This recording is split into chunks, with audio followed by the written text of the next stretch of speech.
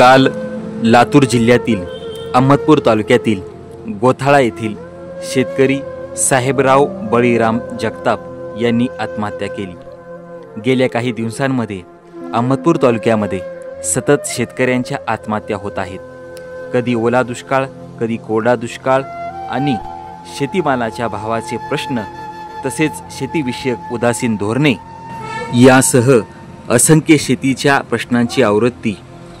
शेतकऱ्यांचा घरप्रपंच हा भागायचा कसा, अशा असंख्य प्रश्नांची कसरत शेतकरी मेटाकुटीला येऊन आज आत्महत्या करतोय।